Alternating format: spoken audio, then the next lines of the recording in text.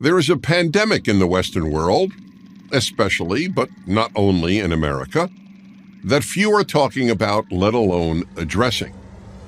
This pandemic doesn't actually kill people, but it does ruin lives, crush families, and cause debilitating pain, far more than most cases of COVID-19. What pandemic am I talking about? The pandemic of people who do not speak to one or both of their parents. Why have these people decided to hurt their parents in one of the worst ways possible, to the extent of not even allowing their parents contact with their grandchildren? There are three primary reasons. The first is the rise of the therapeutic mentality. Prior to the explosion of psychotherapy, people were governed by shoulds. But beginning in the 1960s, the therapeutic model replaced the moral model as the guide to one's behavior.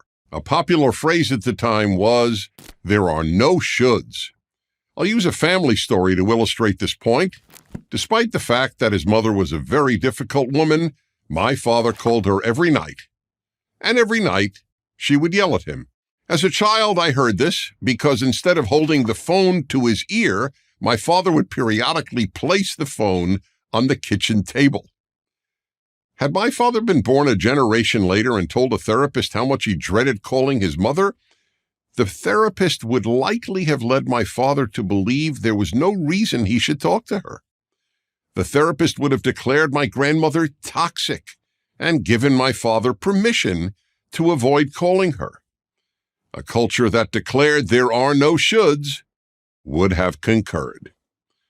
But my father lived in the age of shoulds. Moreover, he was a religious Jew who had been taught the 10 Commandments since childhood, the fifth of which is, honor your father and your mother. And he believed, as did most Americans, that the 10 Commandments were given by God. In our secular age, the 10 Commandments are largely ignored. In fact, there are no God-given commandments. Instead, you do what you feel is right. If you don't feel like talking to your mother or father, you don't. My father, governed by the 10 Commandments and many other shoulds, called his mother every night despite the fact that he rarely felt like doing so. A second reason for this pandemic is parental alienation. This is usually caused by one parent against the other during or after a divorce, frequently, though certainly not always, by the mother against the father.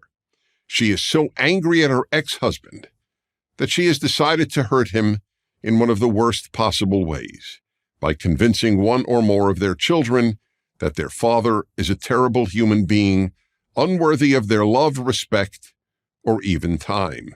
The children should have nothing to do with him. The third reason for this pandemic is ideological.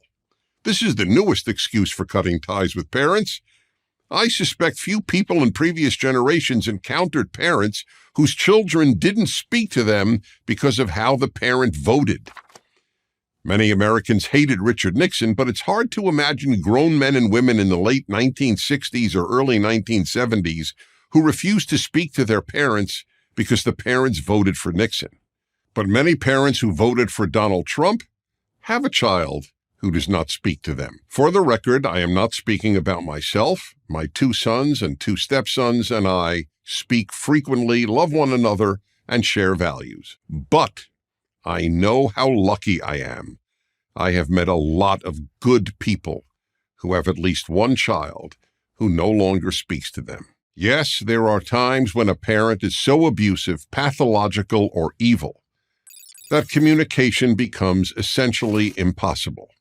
And it is important to note, you do not have to love your parents. Just talk to them.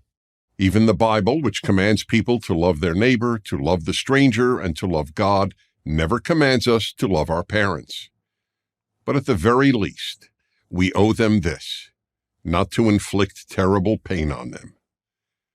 Indeed, the infliction of such pain on a parent is about as great an act of cruelty as most people will ever inflict on another human being. If there is a God who gave the 10 Commandments, these people will be judged accordingly. I'm Dennis Prager.